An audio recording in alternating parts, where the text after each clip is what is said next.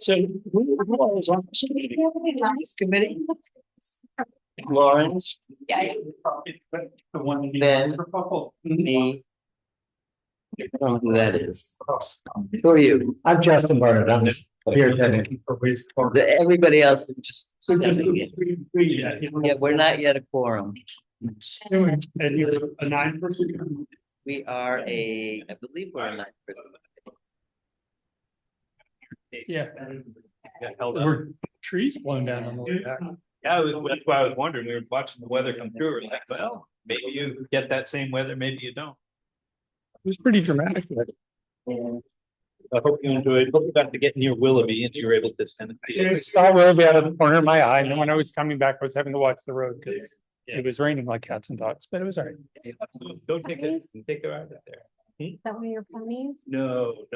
Lake Willoughby is, he went up with Charleston, which is up north of Lake Willoughby. And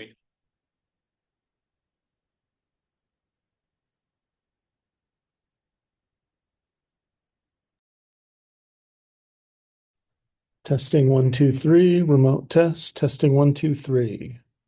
Test. Testing 1 2 3.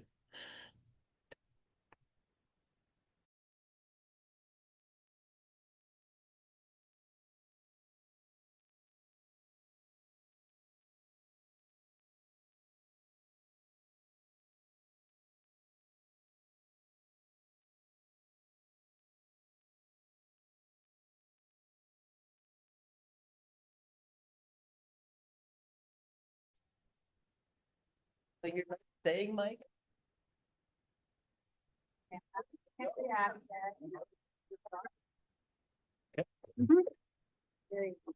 Can folks online hear us? Yeah, I got a thumbs up. Great. Yep, no problem. Okay. Alyssa, could you try to come up and speak and see if that works tonight, or if we have to do the? Yeah, can you hear me? Can you hear me now? Yes. Huge news. That's excellent. It's kind of working tonight. Okay. All right. So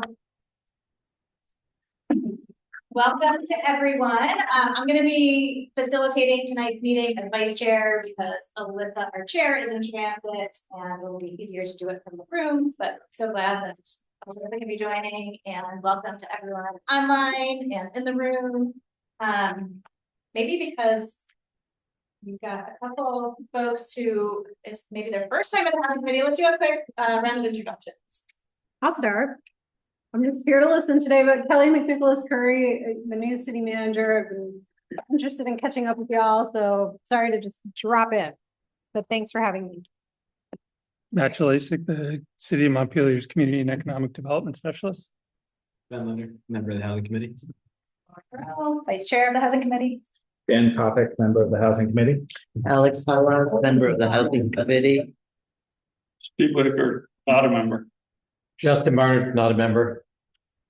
Great, and I can see Alyssa Shurin, Carrie Brown, and let's see, Alan Goldman, Jim Sheridan, and Seamus Lombardo online. Thank you all for joining. Great to have you with us. All right, so first, we've got a little.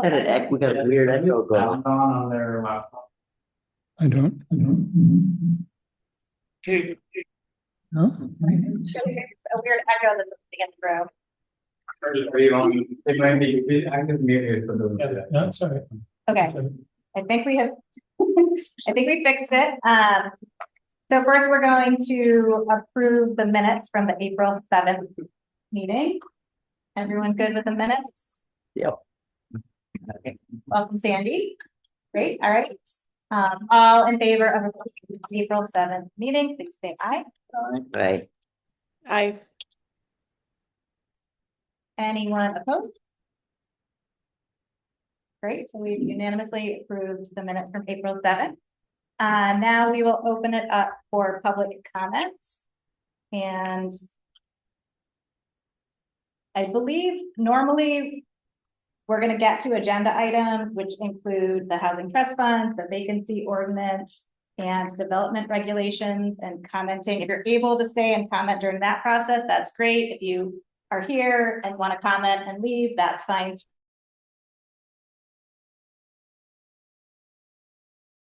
On the agenda, and then anyone who needs to leave early and wants to comment on something coming up, then let's do that. So raise your hand if you're online or in the room if you want to make a public comment. Steve Whitaker. I am going to keep coming back to the Country Club Road because we are off track and potentially heading for a train wreck. If the court doesn't intervene, the process of the subcommittee is likely to derail its efforts. But to have bypassed the citizens' right to plan that property under statute is not something that any of us should accept. And the potential to lose our only real substantial piece of property that we could engineer affordability into that is tailored to the wages that people make around here. That's not something we should be gambling with. That's not something that a subcommittee can do the work of the Planning Commission. That's not something that, so there's a need for the Planning Commission to do work on with a vendor doing a master plan and do a capital budget and program, a 5-year program. Until we have a master plan, defining what the RFP has been proposing is to transfer 20 acres or so to a developer. There's another 20 to 40 acres that are developable that we have written no plan for what the public needs. What's the civic programming? What's the disaster preparedness programming? What's the transportation programming? What's the multimodal transportation? Without having done that, this cannot go forward. And without having resolved the brownfield, this cannot go forward. So my point is that the 3 committees, the Housing Committee, the Planning Commission, the Complete Streets Committee it's worth noting that the most of the community input on as little as there was in favor of the master plan concepts, not necessarily the detail, but the concepts that were put forth by Executive Suite was the favored. And the subcommittee decided to disqualify them last week. And so to have this many things go off the rails should tell us all that this is not a sustainable direction that it's on right now. And it would take, in order to change its direction, it would take a concerted effort among the Complete Streets, the Housing Committee, the Planning Commission, to say, no, we want our planning prerogative back. Chinburg is likely the only one with the financing to pull it off, and they will be extractive. If they did the whole build out, they would pull 10 million out to New Hampshire, and all of their people will go home on the weekends because they own their own construction company and spend their paychecks in New Hampshire. So that is not the model that we need to be doing for. They've also not proposed resilience or affordability or civic programming to meet our needs, because there's a lot of jargon in these committee meetings about Montpelier's vision. We don't have one.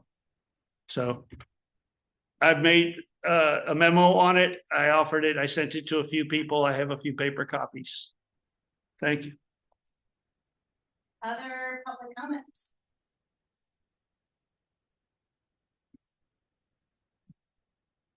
All right, Seamus. Yeah, I'll just chime in and say that, there's definitely questions still to be answered and things that are still in process. But, I have a slightly different perspective from my participation in the Country Club Road process so far. Like, it was really heartening to see the enthusiastic engagement of the neighbors at the community listening session. And I appreciate all the neighbors who put in time synthesizing the really detailed feedback that the community gave on the survey.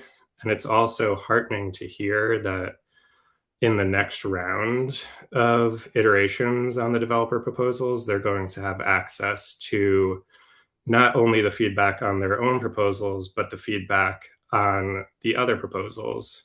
And I agree, there were a lot of folks that liked parts of ExecuSuite's proposal. And hopefully if these developers see, you know, that feedback that they've received and that they're going to see in the next iteration of their proposals, there'll be opportunities to integrate that, especially given some of the real weaknesses ExecuSuite has, you know, given the recent news about their actions in Lebanon. So just want to offer not a diametrically opposed, but a slightly different perspective on the process, having attended a bunch of those meetings and engaged with folks in the subreddit and at the listening session and in Frenchport Forum and in the Facebook group, who are really excited about the fact that the process is moving forward and the ultimate goal of more housing at that Country Club Road property. Thanks. A really quick update on the project you're working on. I know you'll present it at a future meeting. Just let folks know what's going on. Yeah, sure. So this is only my second housing committee meeting. I'm excited to be here, but after my first one last month, I synced with Alyssa on ways that I could get involved, because I'm really eager to do whatever I can to realize the goal of, you know, more housing in Montpelier wherever we can find it. And so what I've been doing so far is working with James Moore and some of his development partners, as well as city staff, to come up with a document that talks through the life cycle and fees associated with housing development in Montpelier, to hopefully inform the committee's efforts going forward. You know, Alyssa had mentioned that it was specifically a tool that could be used to compare it to other municipalities. For example, you know, Berlin is seeing a lot more development, and folks are not choosing to build in Montpelier. So hopefully this can serve as an input as to why that's occurring. Originally, it was just going to be input from James and some really helpful folks on city staff. But with Alyssa's encouragement, I'm also going to chat with Tim and Sandy and hopefully get a broader set of perspectives and create, you know, the most comprehensive and useful document I can. So I'm going to share that in June at the next meeting. Much. Any other public comments?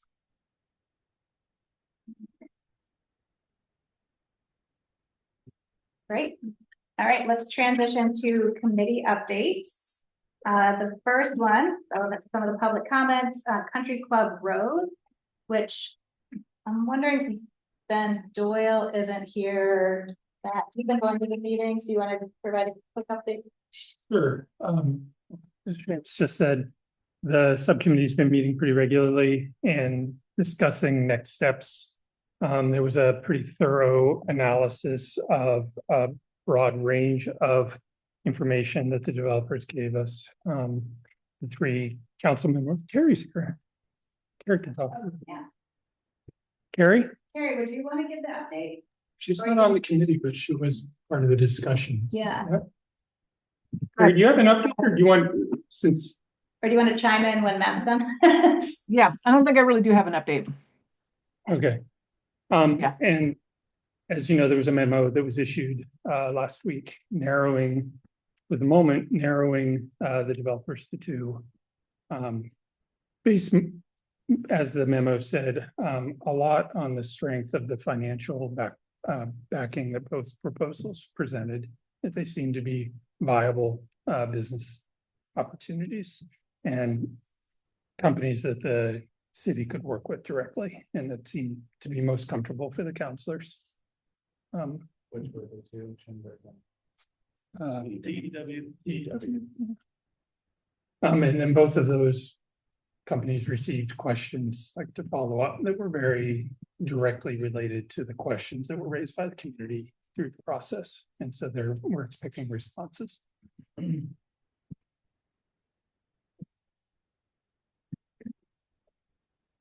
June meeting, where things stand? Is there anything that we anticipate happening before we'll be back together in a month? There is, but I don't remember the date. There will be continuing meetings with this. Great. Anyone? And just other kind of. There's I would say, constant stream of feedback from the community, but as that feedback comes in, it's incorporated into the discussion. So we meet fairly regularly to make sure that we're responding as best as I can. Anything other? I have some stuff.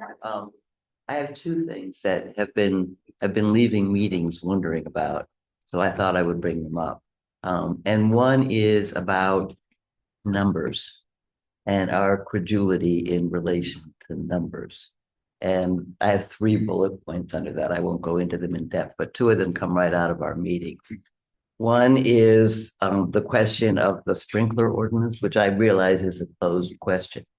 But in talking about that, it was said it was $10,000 added cost. It was said it was $20,000 added cost. It was said it was $30,000 added cost.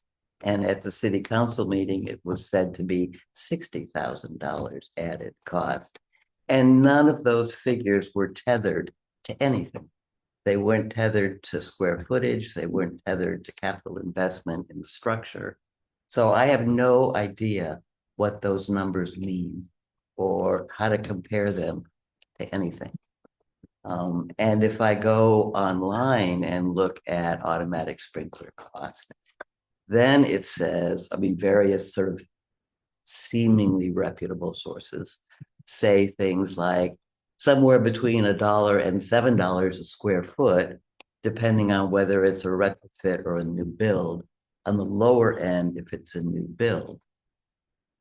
So I'm just kind of at a loss about how to even think about those numbers and how we might have thought about those numbers if the cost had been, if the cost, let's say the cost per unit is supposed to be or alleged to be $10,000 and it actually would only be $2,500. Would we have sided with the fire chief and the other people advocating for the safety rather than, anyway, so that's my first point. And I don't know what to do with it.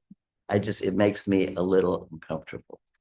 The second bullet point is similarly, from our last meeting, it was said that the regulatory burden for a single family home was $80,000. And one of our members queried where that came from. It came from the Vermont Futures website. And so I went and looked at it. The actual number is 71.8, but that's fine. The weirder thing is that number is based on a national average. So again, it's untethered to the sort of economic reality of Vermont, let alone Montpelier. And it doesn't seem like that's a good basis for, making policy decisions that you want to have made on solid evidence. My last one is more heretical in this thing, and that's the aspirational number of 75 units per year for Montpelier. And that we have not talked about, and I don't particularly want to challenge it because it's baked into so much. But in the wake of the blow up of the tier 2 and 3 business for Act 181, there's been quite a lot of discussion, if you follow rabbit holes out of the data and other things, about where those numbers came, how that happened. And it turns out that the numbers that the Vermont Housing Finance Agency put forward in that whole legislation, which has good points, I'm not challenging it, were based on the pandemic surge. And so anticipating how much housing would be needed, or at least this is what's coming up in the discussion. And that the actual report has a low number and a high number, but it's the high number that got baked in. So I don't know what to do with that. It makes the whole discussion around housing is very urgent and inflated, and everybody's on board, and housing we're prepared to do a lot for housing as fast as we can. But if the numbers are not solid, then I don't know what to do. So that's my first thing. The second thing that I've been kind of bothered about is a category issue. And that is the way we, and this is a very broad we, talk about renting and owning as though they were different categories. I mean, other than a kind of economic analysis. The split in Montpelier is pretty much even, slightly more owners. The desire for ownership is clear. That has a long history. I don't want to go into that. But all kinds of people rent for all kinds of reasons. But we tend, again, a broad we, to talk about apartments for renters, detached houses for owners.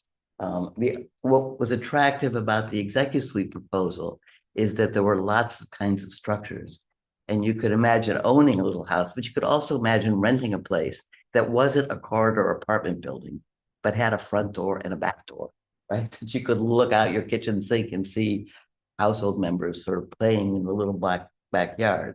But we don't emphasize, the housing committee doesn't emphasize that we don't want to make that distinction. We want housing. We want stable housing of whatever kind. And so we tend to fall in to bad category distinctions. And the hardest one for me to hear was, or there were two.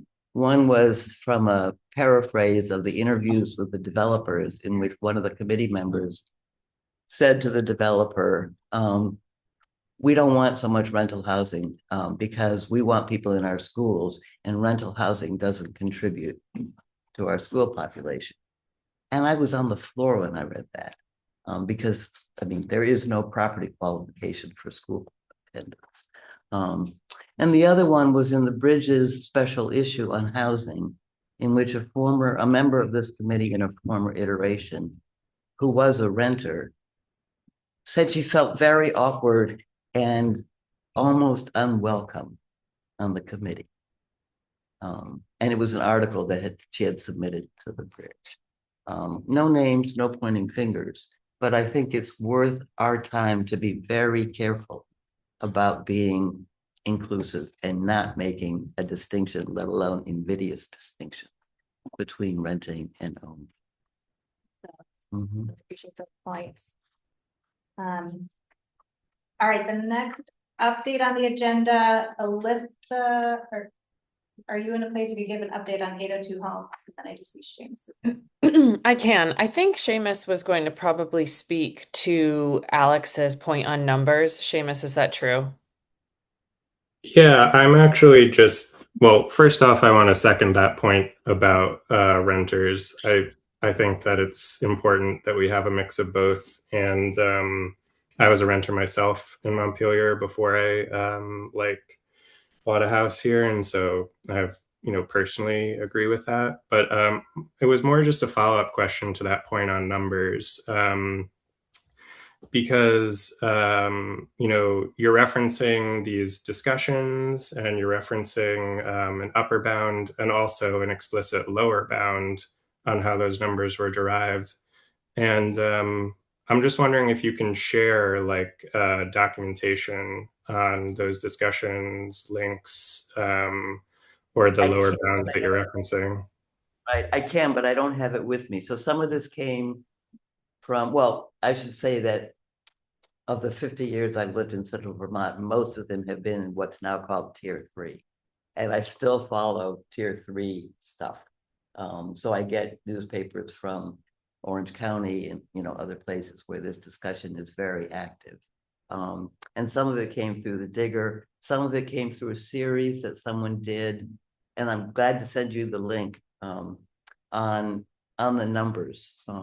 And I can send it to everybody. Yeah. Yeah, that'd be great.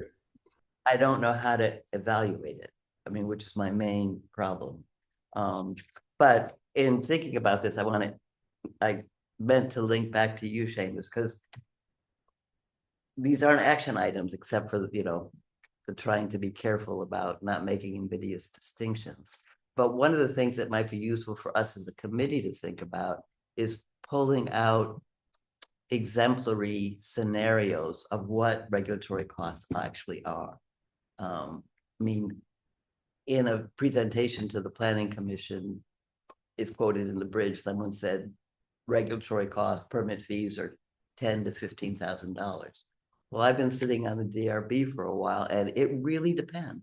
It really depends on the site. It really, I mean, it could be less, it could be more. So it would be useful, especially if we want to think about infill and giving people information, if we had exemplary scenarios. You know, if you're in a river hazard area, it's going to cost you more. If you have steep slope, you know, these are the variables that make things cost more. But it's hard to know that. And if you look at the fee schedule, that doesn't give you much information. It just gives you a headache. I'm wondering how many of those little boxes you have to check off in order to sort of do it. So I think having numbers that have real data behind them that we can trust would be very useful. And then if we as a committee want to recommend, you know, waiving fees for sprinkler systems or whatever it might be, we'll at least have a solid footing to stand on and not something aspirational. Yeah, I just want to briefly, you know, really agree with that point. You know, my day job is an aerospace engineer and I like reliable numbers. So yeah, if you could just send some of that documentation just for my own context and perhaps as an input to this document that I'm created. And I also second that point about exemplary scenarios because there is, I'm sure, a range. You know, my sample size right now is 3 real projects that James has worked on, but that doesn't mean we can't broaden that sample size and really kind of categorize the different scenarios. So definitely supportive of that. And if any folks have inputs that they think would be useful to this document that I'm creating, I want it to be as well-founded and comprehensive as it can be. So thanks. So do you have email for Seamus? Yes. Okay, Yeah. so if I send it. If you send it, we can get it. Okay. Great. All right. Alyssa, 802 Homes update. Yes, I met with 2 people from 802 Homes a couple weeks ago. They'd reached out to talk about the work that the regulatory work that they have supported and some pilot projects they're doing in Hartford, Essex Junction, and Manchester. And they are looking for more cost-effective ways to get through permitting. And some of that is form-based, pre-approved processes. They asked if they can come speak to this to us in June, and I said yes. And so we will be, and on our behalf, and I hope that's okay. And if folks are not interested in hearing this, just please email me and I can, you know, do a separate meeting with them. But I thought it would be interesting to see these pilots, and they're looking at potentially doing one in Montpelier. And so they wanted to just get our input on the process, which seemed appropriate for us. So I invited them to talk with us at our June meeting.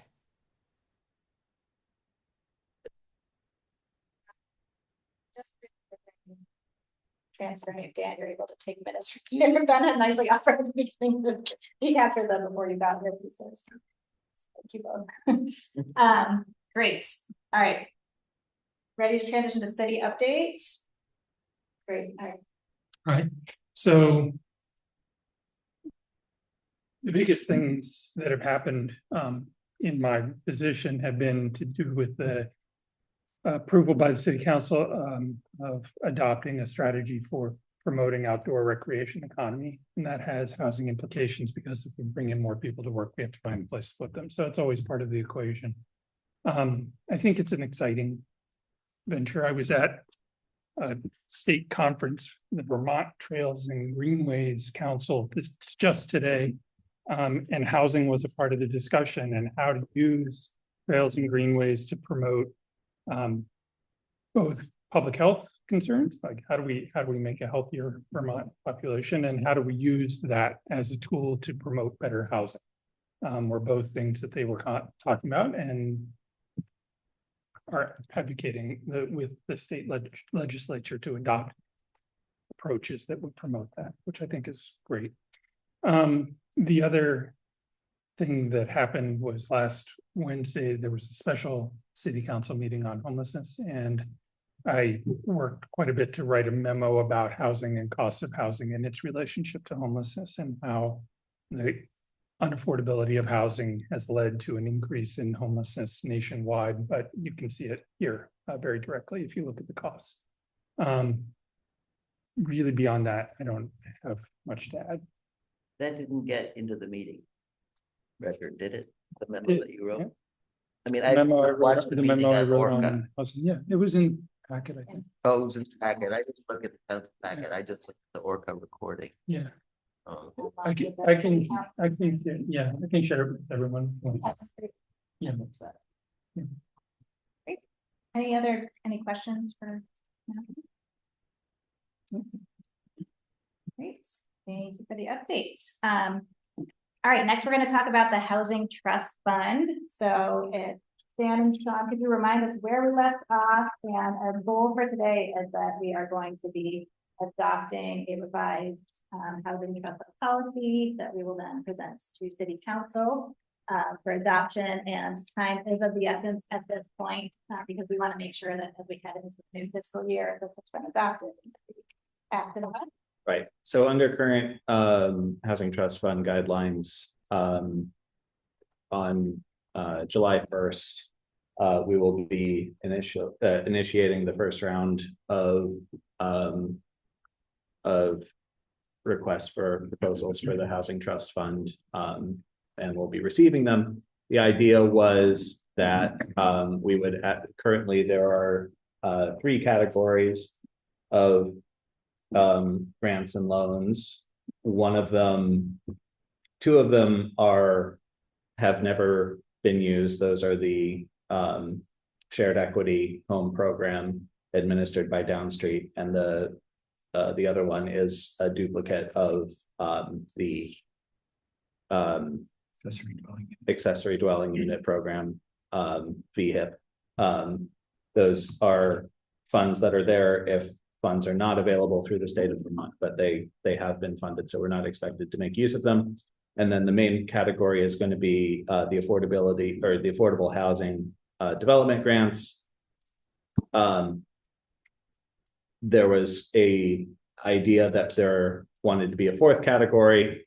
Sean and I worked on developing a limited grant and loan program that would be much more flexible and would come into effect after the initial RFP period was completed.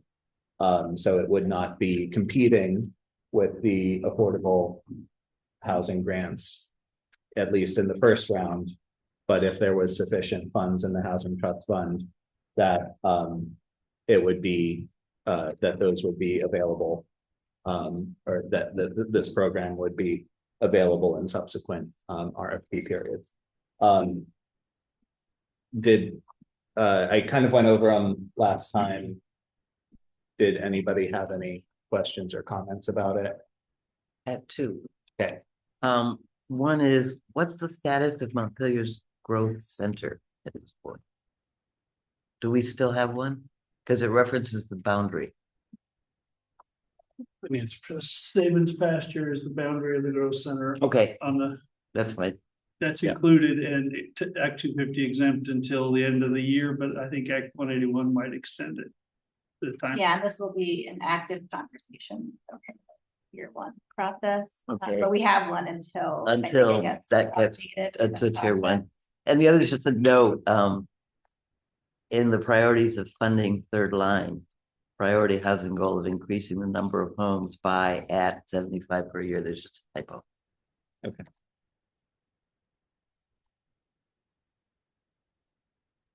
Striking me out. Striking me out.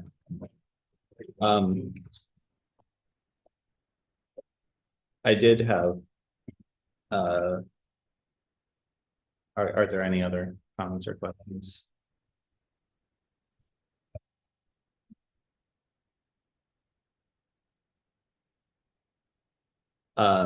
So I actually had one, that same line, but by 75 a year. I think, Sean, did you restructure?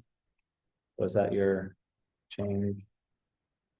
Yeah, I think, right, so I think we had that list of the secondary priorities, I think before had all of those priorities just as any could meet, and I think I was making that suggestion that because that 75 per year is the goal that was set by the city council, which is sort of, I understood it to be our charge or the city's central organizing principle when it comes to housing priorities, that should be set as kind of the first priority, and then certainly identifying all of the other secondary priorities, not listing those in order of preference. I think getting back to the overall side of where Dan and I were charged with, I think as Dan referenced when we did this housing trust fund redo a couple of years ago, we brought in the accessory dwelling units and the shared equity because they would be a move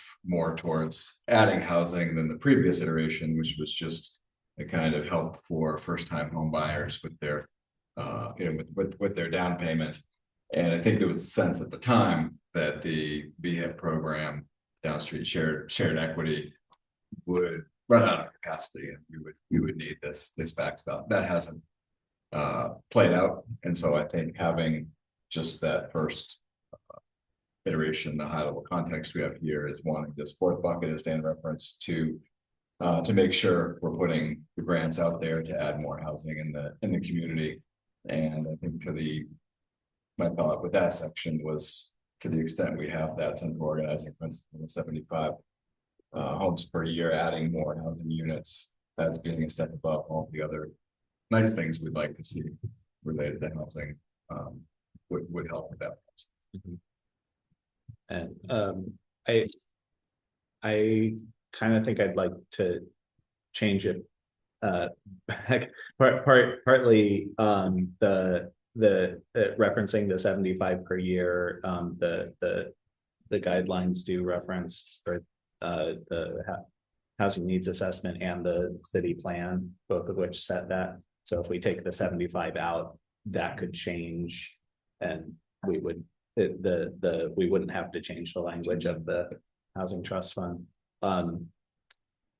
Another reason maybe to switch it back is that the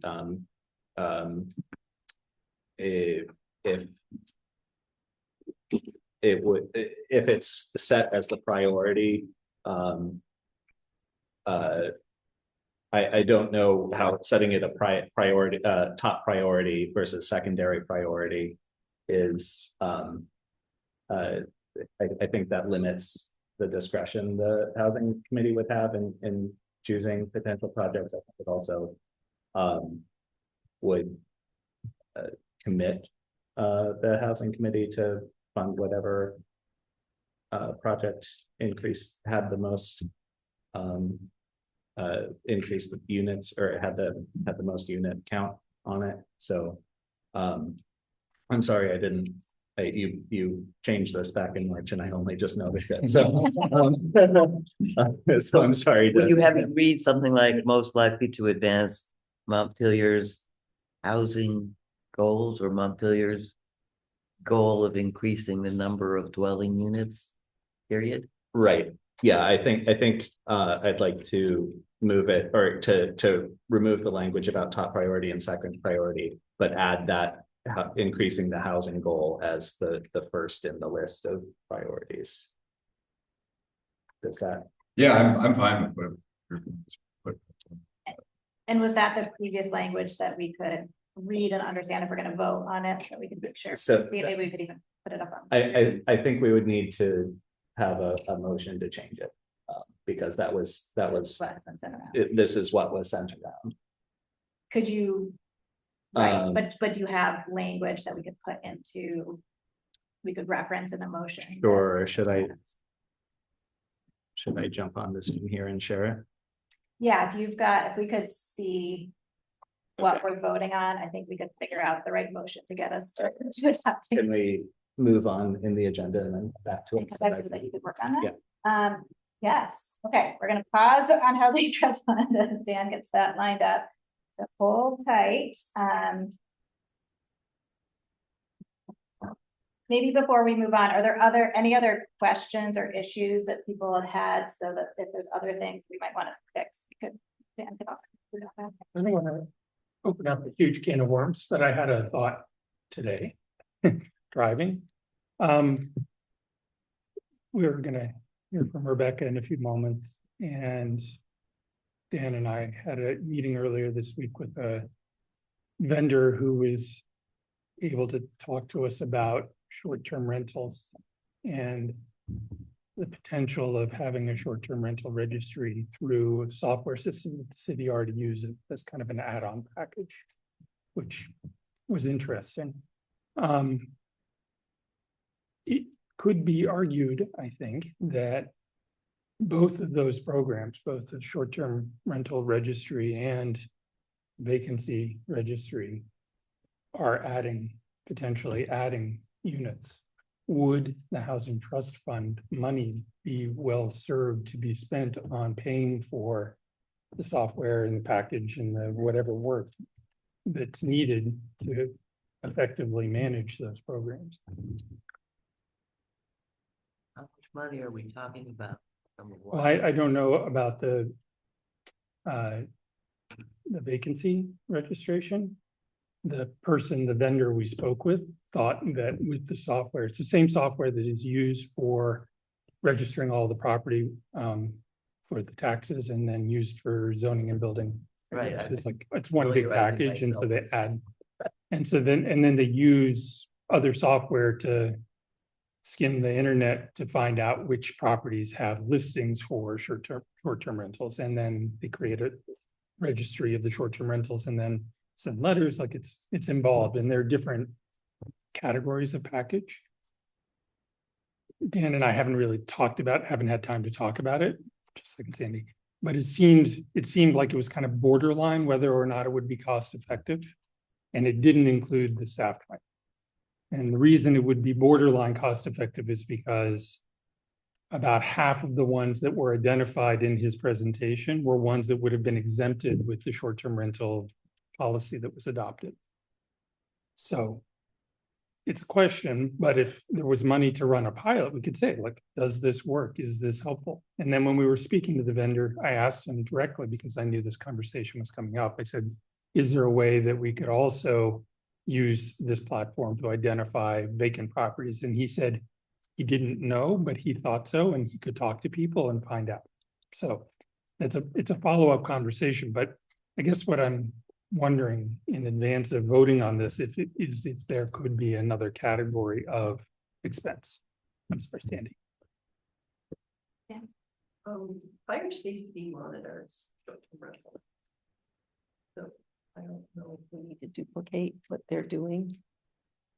Another point would be, I thought the guiding principle of the housing fund is to be direct assistance to homeowners and people providing apartment units.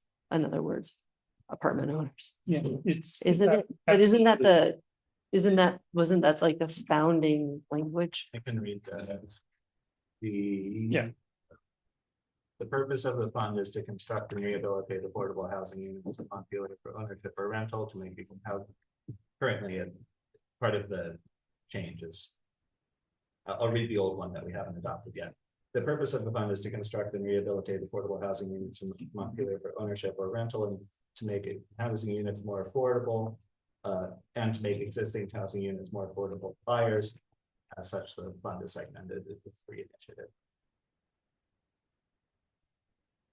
And so, yes, it would absolutely be a different interpretation or a new interpretation. The policy could be changed, but I was just trying to find a way to help the committee effectively figure out how to look at this problem, which we addressed several times. Right. I mean, my question about other funding, so was when I'm waiting for occasion to bring up, there's the vacancy tax, which vacancy registry, whatever. Vacancy registry. That's involved in small business equipment That was not part of the, Okay. that was a memo I wrote in like October, Right. shortly after I arrived, but it was I know, I not have adopted. garbage brain that forgets. Yeah. But the other thing is whether we as a group want to make a bid on some of the, I can't remember what it is, but that value added sales tax, the what percent? That's starting to come, the local options. For whatever. Housing. Yeah. One process thought, just given that this is coming in so late, I know we need to move tonight. It seems like a bigger conversation. I mean, I wonder about getting a memo, like understanding the scope of cost and then maybe some funding options, and housing trust fund as a possibility, like as one of the options. And in the future, I think we could consider it. I don't want to slow down tonight. Moving forward, because I try to craft language and everything and knowing that we need to do it, but I think, I would like to see the proposal, like what are they offering, what could that get us, and some options to pay for it. And Dan and I met with them Friday afternoon. We haven't had a chance to compare notes, but we were gonna write a memo. Yeah, great. I think that's great. Sandy? I would just add as a next step, I think it's important to check in with fire safety because they've been monitoring short-term rentals. That makes the building a public building for over 10 years, and they have a pretty big database. They do the same thing, filtering websites. Which Fire safety. with the state, Public safety. state or local. No, fire safety is the division under public safety. I assume you still need a few minutes there. Um, We buy your time. Yeah, I'm nearly there. There. All right, any I'm other just wrassling with ancient technology. full technology? Any other questions on the housing trust fund proposal? Matt's idea, we're gonna get some more information on. It's worth exploring further. We so far have the section 104, number 2, just fixing a typo, the last line. By the year, although that whole line I think is gonna change anyway. Yeah, it's But that's the proposal. only thing, so. Any other questions, thoughts, ideas about this? Oh, somebody already on, it was on the Google Doc, The old version. right, or the new, I updated the Google Docs. Somebody else can check. Alyssa, do you have the Google Doc of the housing trust fund proposal in a format that's shareable? Let me with look. everyone? Thank you. Probably. Okay. Let's give it a minute. We can move on to another agenda item if we are just gonna need more time, but I do have it. great. Do you want me to share it now? Yeah, if you could send it around to everyone and then if we could get it up on the screen, we could look at it together. I don't know if Yeah, the thing is I'm not supposed to, we as a committee aren't supposed to share Google Docs. you But, you may download it and send around the document, but you can get it on the screen. Yeah, I'll do that. Thank you.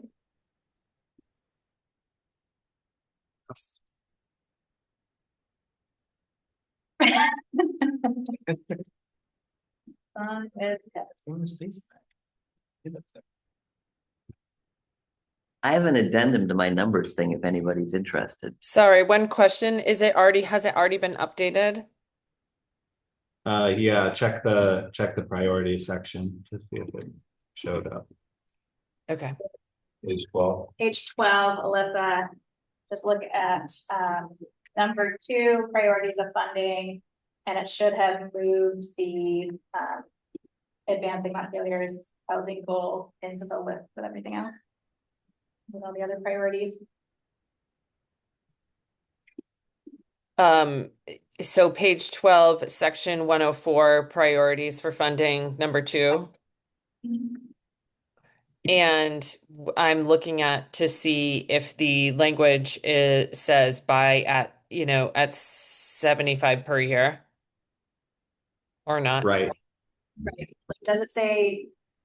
Has it, Right. has it, reverted to, or has it changed to priorities for awarding Montpelier housing loans and grants are not listed in order.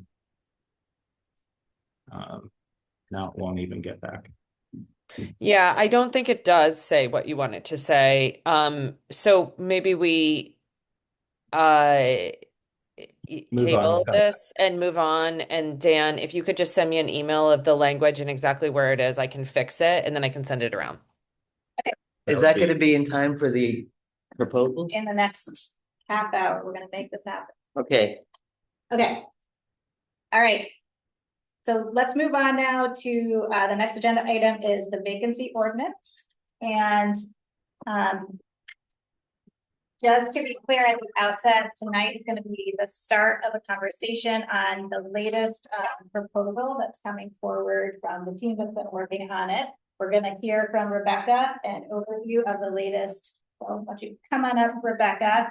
The goal for tonight is to really get out on the table as many questions, concerns, things people like, ideas as possible, so that as we head into the next meeting, we have as much helpful information as possible to make a good informed recommendation as a committee. So let's hear from Rebecca first, and then we can put all of our thoughts out on the table. Thanks, Rebecca. Thanks for having me. Rebecca Bogans for powers that be out there. I joined a subcommittee that put together a draft of a vacant building ordinance proposal. I just want to be clear that what we put forward is a draft. It is a starting point. We're really looking to get a conversation moving. We have a tendency in Montpelier to see something, panic, and scrap it completely because you don't like a little nugget of it. So I would really encourage you to have a deep and meaningful conversation. And if there's a piece that you don't like, work through that. Keep working. Rather than throwing the baby out with that. So we had a subcommittee that that met for about 3 months. Many of the people that are on this this committee were on that in that group. We looked at we started with a draft. We asked an attorney to look at it. They gave us some good feedback and places to look deeper. We looked at what other Vermont municipalities are doing in this space. Just to be clear, since 2013, 9 Vermont municipalities have adopted a Vermont vacant building ordinance since 2013. In the United States, the last kind of wide swath of a landscape scan was done in 2013, and at that time there was 550 ordinances nationally. The entire country of Canada has a vacant property ordinance, and there are certain municipalities in Canada that have doubled down on that and expanded and made their own. So this is not a new concept. This is not creating a completely new wheel or new concept. We took the draft and then we workshopped it, and we got some good feedback from other municipalities that have been doing this work. I'll note that a couple of our neighbors have expanded their vacant property ordinance recently. Burlington in particular just doubled their fees. The city of Barrie, Nicholas Storella Castro, or their city manager, I spoke with, he said if he were to do it again, or if they were to revisit this ordinance, he suggests that a staggered increasing fee structure would be better received, and in as far as like having a more of a carrot and stick approach. So if you'd like, I can walk through should I walk through it, or how would you like me to approach? How would you like me to approach this? I can talk about the fee, how we came up with a fee. That was a big topic of conversation in the group. I have a question. Sure. What's the party wall business? The what? The party wall business, there's an exemption. For Okay. buildings with party walls, that's the Yeah. only thing I know, and so there's two major points of conversation in our subgroup. One is, how do you, so we spent a lot of time talking about all of the barriers to creating this ordinance, because of the really difficult. There's reasons, particularly downtown businesses, why properties are vacant. You know, like the French Block is a perfect example.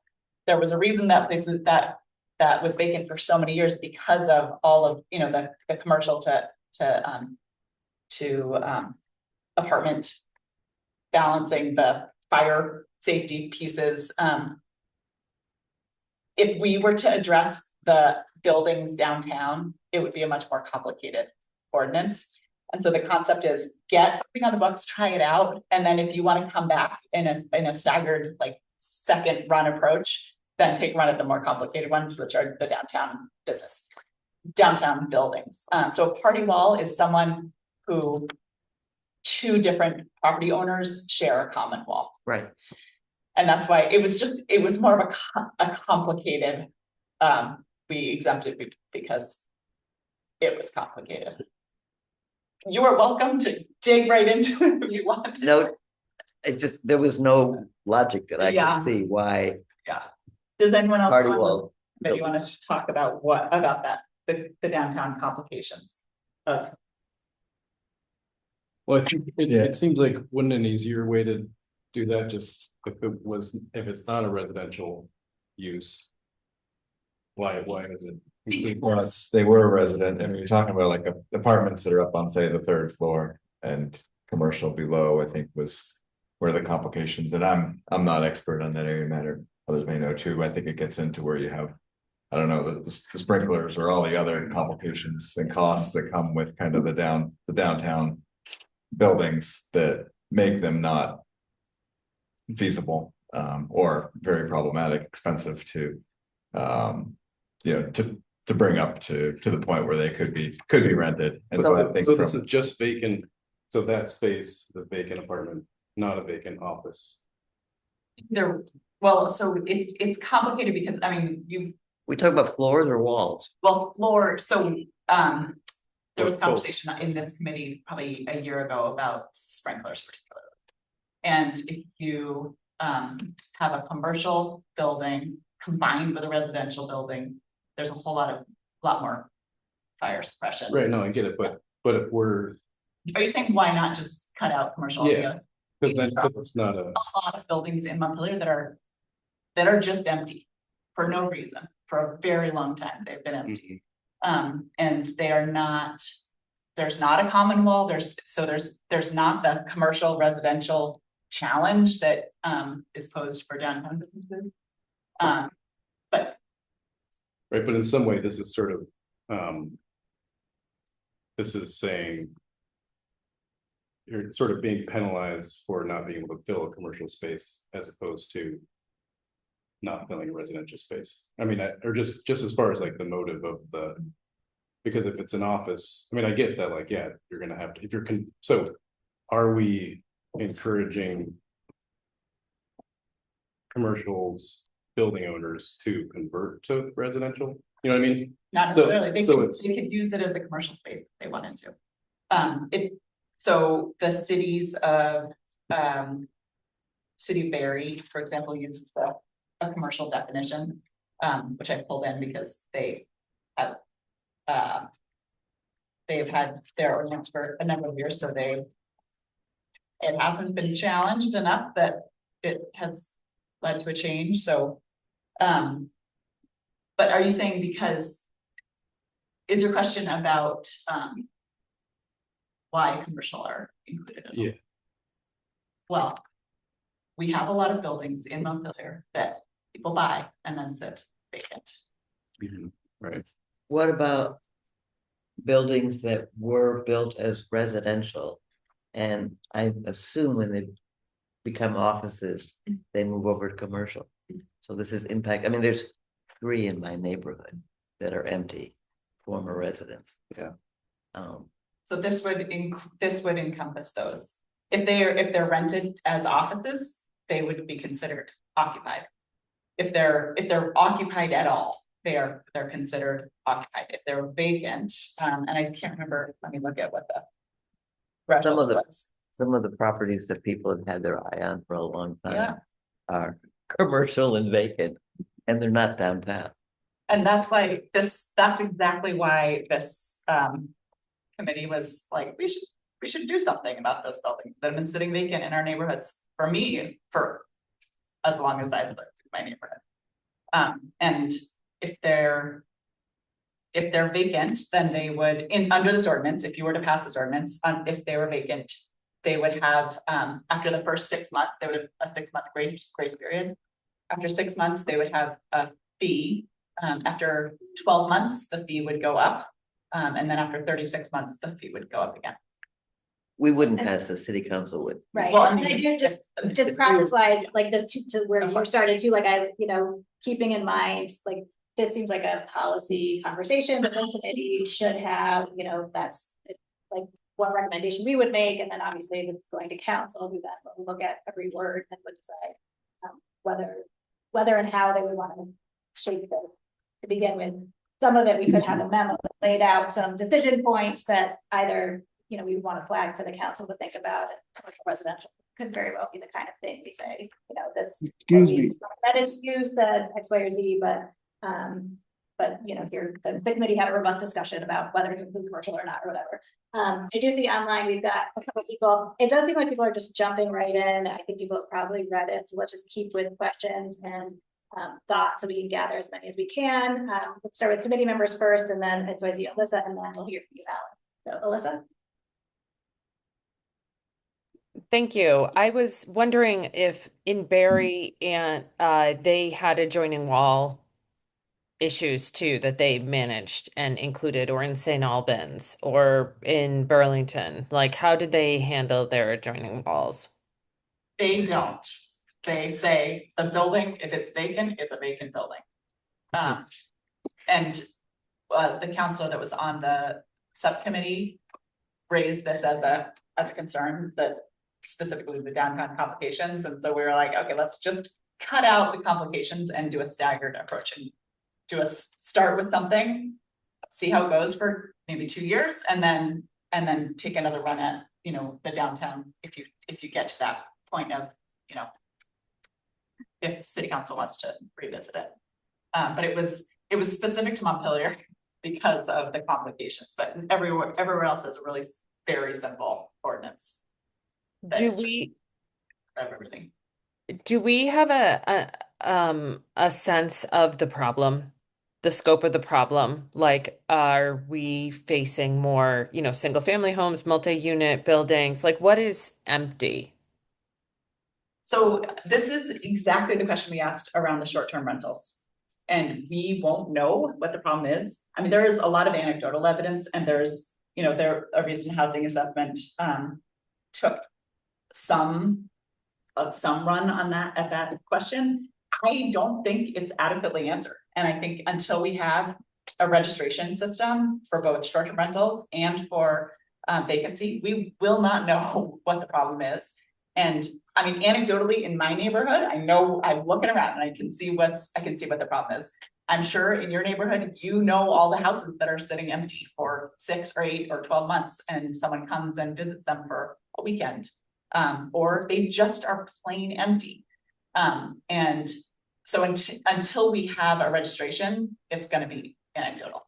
And yeah, I'll just add to that. I think much of the 3 months or however long we were working on this, the subcommittee was grappling with how do we get better data breakdown from what we have for the number of vacancies from the census or the housing needs assessment, number 1, and 2, I think, as Rebecca spoke to 2, talking about how we set the dollar figure. The committee also grappled a lot with how do we quantify the impact of the financial impact of vacancies. And both of those were very, very elusive. I mean, I think on the side of the number of vacancies and scope of the problem in particular, we have the estimate of the percentage. We know that's actually lower than what's seen as a healthy market. So that might beg the question of if the vacancy rate is lower than what's a healthy vacancy rate, why are you then going after vacancies? And really the reason behind that is you're gonna have, the churn vacancies that are just churn, the healthy market vacancies, and then you're gonna have the structural longer term vacancies, and trying to get at that through looking at either data, whether it be through Zillow or any apartment listings and others. There really isn't a good sense of aggregated data there.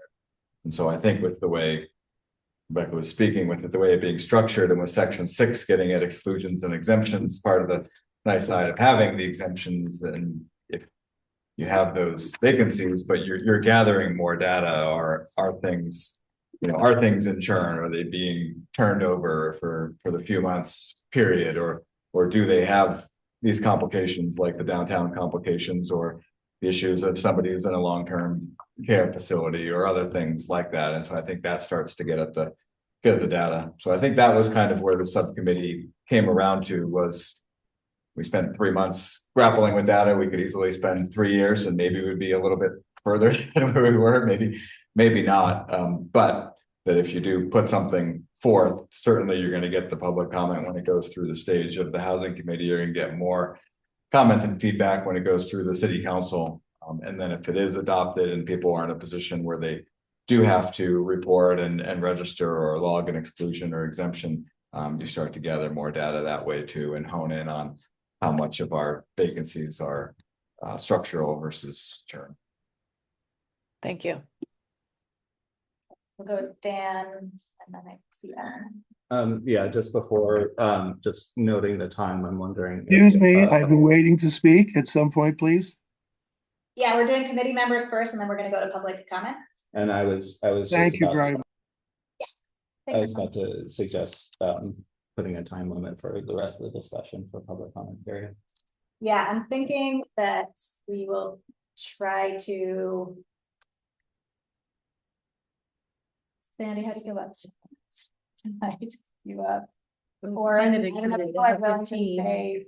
Oh. We have been aiming for 15 minutes for Sandy. We still have to vote on the updated things. I know we have to do tonight. I don't know if people are able to stay an extra 10 minutes. I can stay. Okay, so let's try to give until 7:20 for this conversation. So for public comment, let's try to keep as concise as possible so that we get all of the points and all of the input, questions, concerns, and then again, there's going to be more discussion at this committee at the next meeting, and then if it moves forward, there would be lots more opportunity for discussion at city council. Thank you. So let's go to Alan next. Thank you so much. Well, where to begin? Obviously, I think you're referencing some of the properties that I may steward. I think I'd like to give a little bit of history, because I think you're missing some of the history. For many, many decades, we could not use the second, third, and fourth floors because of a parking requirement that we couldn't meet. It was $2,500 per space, and so most of the landlords did not touch their upper spaces. When Mr. Sheridan was selling his business and his building to Mr. Nelson came forward. Chuck Caparis was the mayor. We decided as a community to get rid of that fee for the parking, which really opened up the second, third, and fourth floors. So that's when an evolution actually took place. And that was very, very important. And so I just wanted to express that for a long time, the parking held us back at $2,500 per space based upon square footage usage. Then I wanted to talk a bit about, of course, my own situation, because there's so much going on. My 7 Court Street project, which is not vacant right now, we're using it for offices for 2 different people. But that has many complexities because I was doing Sabins. When I started Sabins in 2020, I did not know we would go into COVID. In fact, architect Vitzian was one of the architects we worked with, diligently try to figure out some of the approaches. It was not an easy thing to do. One of the things that we carefully do in my business is we're Act 250 compliant always. I set the precedent for the 100-year storm event in 1990 or 91. But we try to, if possible, avoid the fees because they're so extreme. So when we originally did Sabins, we had 3 phases. 5 years apart, so we don't trigger Act 250. And the interesting thing about that is Act 250 has a 5-mile, 5-year program. So for 5 years, for 5 miles, anything that I touch or control that triggers Act 250 triggers everything I control. So while we were diligently working on Sabins and doing 71 units, 5 years, the 6th unit, 71 units again, the 11th year, same thing. We were avoiding Act 250 trigger. If I did not do that, it would grab 7 Court Street. It would also grab 26 Terrace Street, because Mike Miller and the team began working with us in 2022 in November. This is a slow process. It was not easy. When they asked us to pull back on the TIF and they had to create a new one, and then they bought the CCR and they created a new TIF application connecting the two, applying for a new growth center, that under Act 250 is clear intent. So I had to be very careful not to trigger Act 250, or I trigger it for Sabins and for the CCR. So we went through a new paradigm shift, as we all know. Court Street was always filled for the last 20 years. I pretty much stewarded the building up until about late 24, early 25, when the final doctors have moved on. Right now, I am in negotiations with a nonprofit. I can't go any farther than that. These buildings take time. We take care of them. To give you some examples, the Connors brothers bought the granite shed off of Berry Street. They did a lovely job fixing up the exterior, but it takes time to fill it. They also did the building on the Berry Montpelier Road, which was Green Mountain, which was John Deere, and that sat empty for 3 years. Well, I'm trying to finish. And I know, but again, but like we have other people who want to comment as well. So I just, I don't see any others in the public on the screen, so I can only tell you what I can see.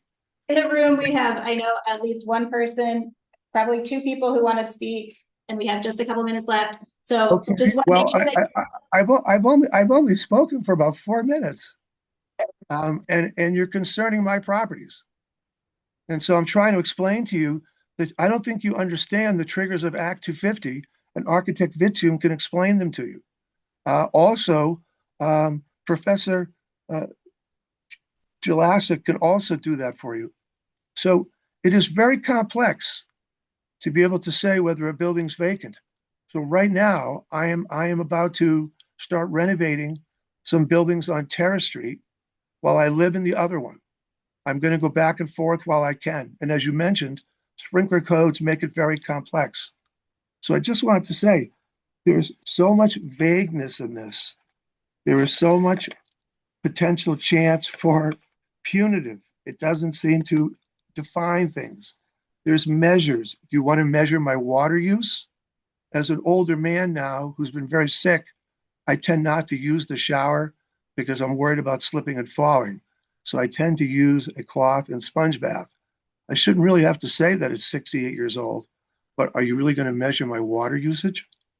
So this is, it's disturbing. I don't think, the other thing that we haven't done, and it wasn't encouraged by this process either, has anybody spoken to anybody? Has anybody asked me why they're vacant? Has anybody asked me if we're working with anybody? Have other people come forward? There's been many tire kickers, but it's not easy to put it together. Now, fortunately, right now, I think I have a major user to convert Court Street. The blessing is, as I'm sure you folks are reading, Act 47 and 181 have lowered the door and opened the door for us for Act 250, thank goodness. The city, in its own blessing, has opened up 15 units plus in the GB1. So for the first time, I'm able to work on this. So right now, I'm working with an engineer, Architect Vitium. We're trying to fix any foundation problems. We just redid the mason problems. We're starting to do windows. It's a huge project. I just don't think you take into account all the complexities of renovating 16,000 square feet. And I really appreciate your time. Thank you. Yeah, thanks, Alan. And definitely we can follow up with you offline and gather more. I mean, I think that the history, obviously you have a lot of experience with it. So we will do our best as a committee to gather all of that. I just want to make sure that there's people looking to speak and we have just a couple minutes left. So thanks for sharing your perspectives. Justin? Yes, Justin Barnard. So first off, I'm a big proponent of this proposal. I think it's great. I commend subcommittee on their work. As a lawyer, I came here with lots of thoughts about specifics, drafting challenges and ideas, but understand that this is more of a policy discussion and I won't dive into the weeds. I am concerned with some of the vagueness in here for reasons different than Mr. Goldman just articulated. I think that specifically with regard to the exemptions, I think that you could drive a truck through them and it's going to create incentives for people to play games and avoid this fee unless they're tightened up. So I think that there's some work that's needed there. I'm also curious about the process that the subcommittee went through to determine the fee structure.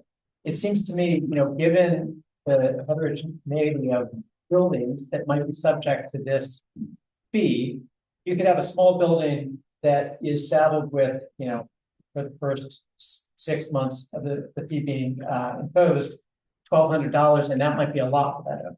You could have a large building that would be, that would be a small cost of just continuing to hold the building and wait for a future real estate transaction to make it all back.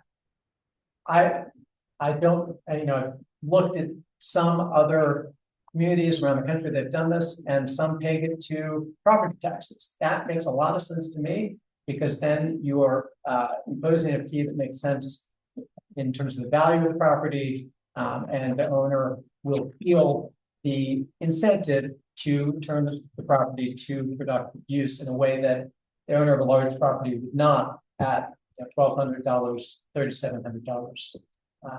So I would encourage some thought around sharpening that to make it more effective for larger buildings. Can I just respond to the Yeah. So I want to say the attorney that looked at it before, he was, if we went to attack based on property tax, which is the first proposal, it would have to go through a charter change. And there's a lot of nervousness around the charter change process. Yeah, I understand that, and probably there's appropriate nervousness around that. But I wonder if there's a way to make it more of a sliding scale based upon the number of units, the square footage that would achieve some of the same incentives, but not require a charter change. Would you consider just having a registry for starters? So that we get the data that we don't have and open up the possibility of conversation with the owners of these properties as to why they're not developed? If I could add one comment, it would be that Montpelier has kind of survived for 200 plus years with goodwill and neighborly behavior. And if there were a way, first of all, to scale the punitive part of it, but if there were a way that if someone were showing material progress towards the goal, I think one thing that's not clear to me about the vacancy tax idea is what are the explicit goals? Is the goal to have the buildings reoccupied full time? Is the goal to recover some kind of property tax, which theoretically we should be charging whether or not it's occupied? It's not clear what the goal is, but if the goal is to occupy, if someone is actually trying, they have a plan, it seems to me that they could be required to write a little plan about what they're doing. And then if they need assistance, someone at the city helps them. But a cooperative way to getting the buildings where we want them, we're so that the penalty is allowed. Seems more friendly. Stephen, did you? Yeah, I'll try to be brief, but I'll elaborate later.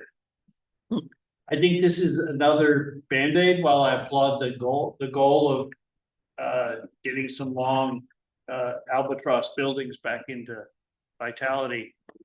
the dysfunctions in the city are deeper and more chronic that aren't going to be fixed by this. This appears to be more punitive, and that's a chronic problem with the city. So our planning and implementation dysfunction as a city is what's keeping builders away. And targeting one or two flagrant vacancy landlords is probably not our best dollar spent. I do agree with Sandy's approach with this. Start with, and Dan, start with the registry, or Alex, start with the registry, and let's see how much we've seen a turnaround recently. So thanks. All right. So kind of brief conversation, but I think some of the issues that we would anticipate have been raised. So we'll plan to, if other folks have questions, ideas, thoughts, if we could send them in to Alyssa, she can collate that, and we can gather that for the team that's working on this. So when we come back together, if there's questions that we have answers to, and Alyssa can help kind of queue out here the big kind of conversation points for this committee to think through next time. But thank you so much for moving this forward and bringing these ideas. Thanks to everyone who has taken the time to weigh in with us tonight. Really appreciate it, and look forward to continuing the conversation in a month. Thank you. All right, let's quickly vote on the Housing Trust Fund. It is now up on the screen. Page section? 12, Section 104. This is the right time. The most recent. I can't. Yeah. That's fun. We've been trying for a year to get that center lamp. She just that. That stuff is not that simple, but yeah. Yeah, it is. No, you can put a full chain on that one fixture. All right, so the change that we're proposing, and it also deals with a typo, to what we all have in our packet is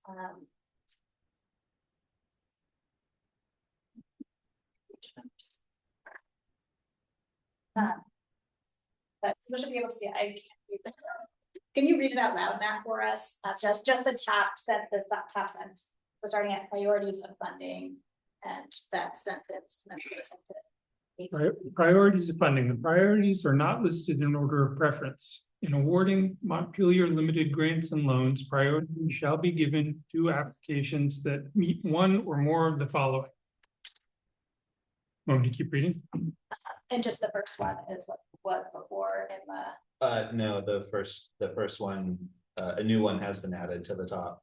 Project adds more units to Montpelier's housing stock compared to competing applications. So that captures getting at the goal of increasing units. I move that we accept the new section to the Montpelier Housing Trust Fund as amended. You have a second? I'll second. Then seconded first, Alyssa. Thank you.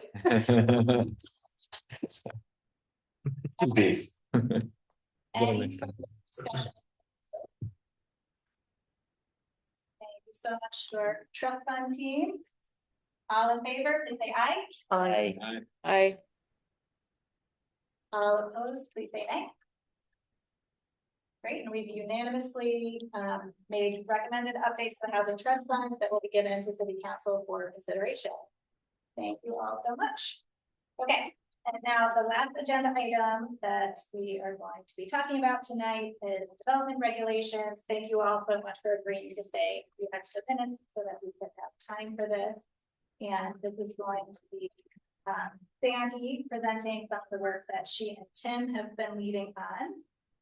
And first and foremost, really presenting a list of priorities that she and Tim developed and has been trying to get some feedback from the planning commission to make sure that we're all on the same page. So what had been sent around earlier today, and I think there's enough copies for everyone, knowing it went out late if it wants a physical copy of it.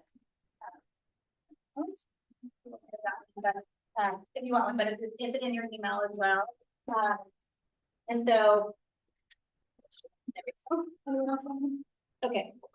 So Sandy can walk through for us kind of these priorities and the feedback that we've gotten. And I think for tonight, we're really just looking for kind of a gut check. Does this list any flags on this list that Sandy and Tim should be aware of? We're not making decisions on these, but we want to ideally tonight set maybe 3 top priorities that feel like the most time sensitive. So the goal ultimately will be to working on all of these, but what feel like the things we should start working on the soonest, either because it seems like there's some timely decision that's going to be happening, or they just for us are the highest priority. So as we think through these, that's the goal for leaving this conversation for today. Sandy, would you like me to share the document on the screen? I think that would be awesome if you That'd don't be mind. great. So I first, just jumping down to the list that you see here, they are identified topics. They have no prioritization on this sheet of paper. That, I just want to make sure we were just creating that. And our goal is to work with Planning Commission as closely as possible and to be as helpful to them in their update as possible. It seems like it has a lot more benefit if we can do that. So we passed this list to Tim Sinat from Planning Commission, and the blue text on this page was his feedback. So our topics in no particular order. I just want to very briefly, like 1 minute, 2 minutes each tonight, introduce them. And try to follow up. We don't have a sense yet of the time urgency of each of them for the Planning Commission. But I think it's helpful to start getting a sense from the Housing Committee if any stand out as being important to members of the Housing Committee. And that will inform us so that we can get further ahead for the June meeting. So the first one is the Tier 1A status growth map. The Tier 1A process is not started yet, as far as I know, but there is discussion about the maps. Our growth area that we have now does not include all of the properties that have access to sewer service. In other towns, that is one of the criteria for a growth area. The idea is that it's a lot easier to put houses on land, even if you own 100 acres, but you can get to it without having to get easements from other neighbors to get to the supply and the collection. So if we pursue this, we would be learning about how the growth area was created to date, reporting that back to the group. I'm having conversations about what other alternatives, and then eventually arrive at a recommendation for what the boundaries of the map might look like. Next, number 2, we've identified a series of overlaps of permitting with the state. Sometimes there's a threshold, like the size of the building or the size of the acreage. And the idea would be to get very specific about that and figure out where Montpelier might step back, but also where the gaps are that the state's not reviewing, that it would be, no one reviews it if Montpelier doesn't. The third item is this issue of site plan review being a separate process from subdivision review. They can be somewhat overlapped, but they are distinct criteria. And right now there are conflicting and overlapping criteria in the 2 processes. So that's one. Subdivisions in particular are determined in statute, which I'll get to in a second. Speed up the and I should say that you can see in the blue notes that there's a positive feedback from the Planning Commission on those first 3. The speeding up the approval process, I want that on the back, you'll see from our rough draft, we noted up the approval process, which is encapsulated. It's in the development regulations right now. This chart comes out of the development regulations. So there was a question of planning commission, if this is outside of their sphere, I actually think it's not. Because the language about how many days things take is in, that's where you find it, is in the development regulations. Below that is a quick summary from the relevant statute about what the minimums and maximums are. And you can see what Montpelier's are. But right now, there are holding places that both Tim and I have found in our own projects. And we would like to talk to other developers and get a sense if that process could, if things could be combined, if there could be a fast sort of a way to get through more linearly. Number 5, changing the definition of minor subdivision. Right now, it's triggered by number of lots. Changing it to whether it has significant impact or not. That's something I've already brought up. 6 is the idea of creating a priority housing overlay district, particularly how that would interact with existing neighborhoods versus new land and versus the design review district. One solution would be to suggest form-based rules. This number 6 ties in with the 802 idea of helping us with a model-based code, a model code. And the last is section by section comments. We have gone through it from the beginning to the end of the regulation.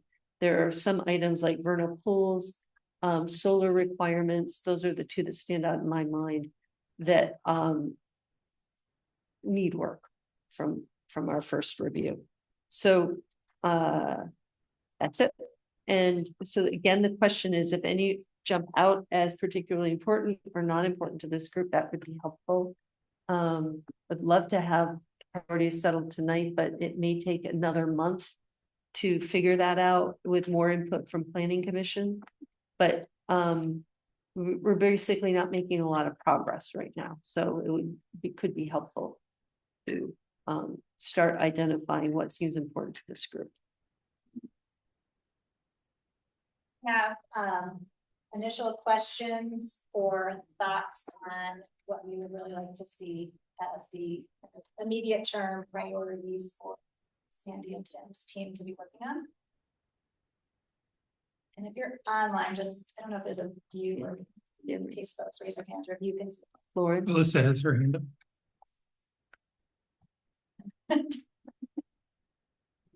Are you ready for me, Lauren?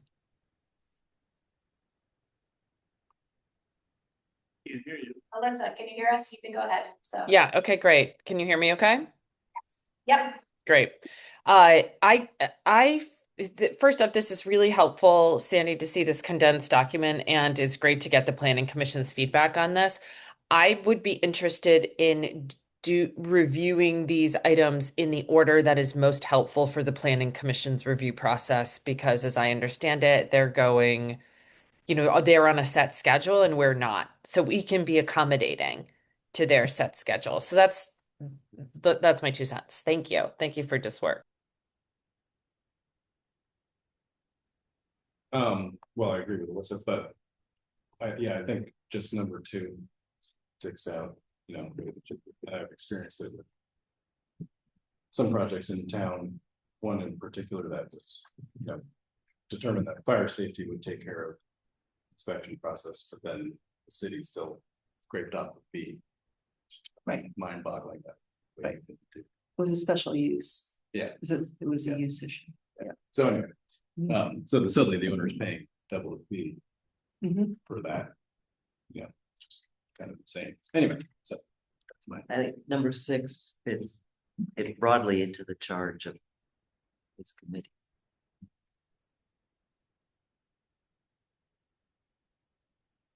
Thank you both. That's very helpful.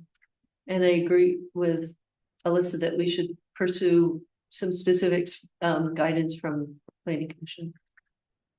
This summer, when the Planning Commission did a number of intermediate changes for the full-scale review, so many more things got administrative approval. So the business at DRB is way down. One of the things that came up is this question of site plan review and whether that was necessary at all. Yeah. So that's been on the agenda. Yeah. I mean, the members of the DRB at the time thought it was a useful thing. But it could be made voluntary. Well, the criteria are so similar. It could, in fact, be moved.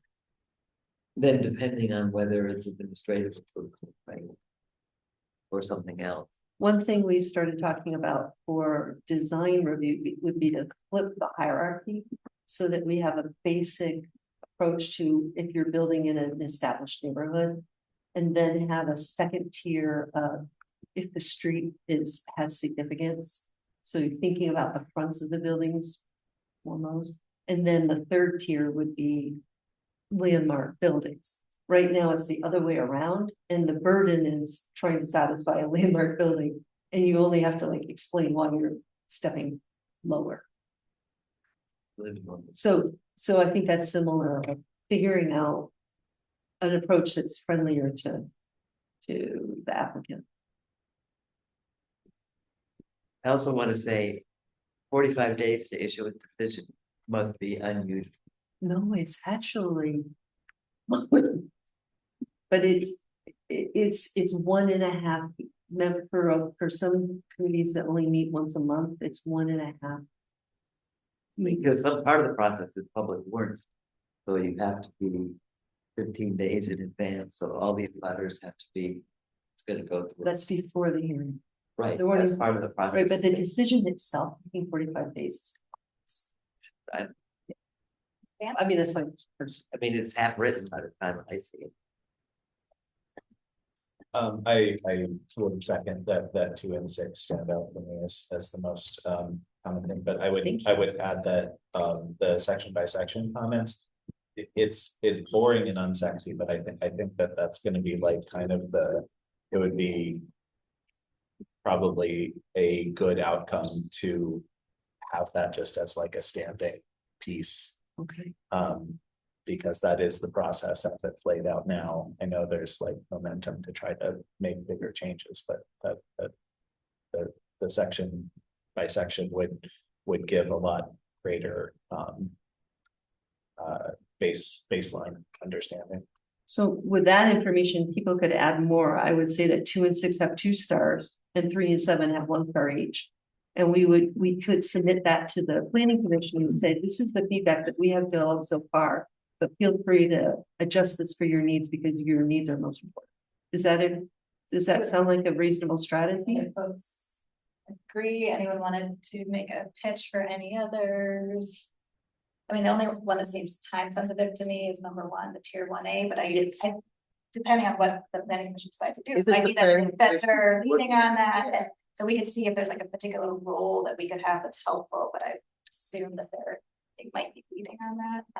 Could be specific. Evidently not. They're not. Well, it doesn't sound like they are yet, but I wonder if they should. I don't know. But anyway, that could be a conversation with them. Like somebody in the community, one of the committees should be really engaged in that. It could be us, it could be somebody else, but that is gonna get going. Some city committees. We wouldn't want it to hold up the process for applying for tier 1 and right. The map. Want to make sure that we're correct. And it is something that we can get help from for the Central Vermont Regional Planning. Right.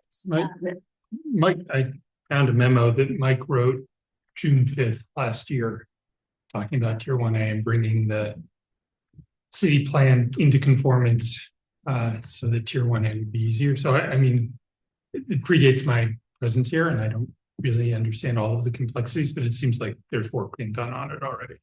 So let's check in the That might be the first step then is to have a meeting. Like staff, CVRPC, planning commission, and see what role makes sense for us. Okay. So any other feedback, or is what Sandy laid out for a set of initial priorities, but going to the planning commission to get their input? Do these feel like the most time sensitive and kind of highest and best use of our time right now? Does that seem like a good approach? I'm just, can I offer 10-second caution? Being how our planning office has attempted to circumvent almost all the rules, regulations, permit requirements for Country Club Road. I'm gonna not be supportive of putting that into tier 1A until we get some reform. So that's just a heads up. Sharing that. All right. Thank you all for staying a little bit longer so we can get through everything. And thanks to everyone for all the work that went into what we were able to discuss tonight. The things we have queued up for next month at this point are picking back up the vacancy ordinance. Seamus at the beginning talked about the kind of life cycle analysis. So my understanding is he will likely be ready to present that to us, and it kind of dovetails with the flow chart and some of the priorities on Sandy's list of how we're looking at the process and looking for ways we can improve it. We've got the 802 Homes presentation that Alyssa referenced, and possibly a SHIP presentation. I think we can decide between now and then if that's too much for one meeting, and we can stagger as needed, but those are things kind of on our mind. Yeah, they're gonna write a memo about the vacancies of short-term rental and whether or not a contractor can do the work of doing an assessment. Great, thank you so much. Any last thoughts? Thank you all. We're officially adjourned. Appreciate you. Have a great night.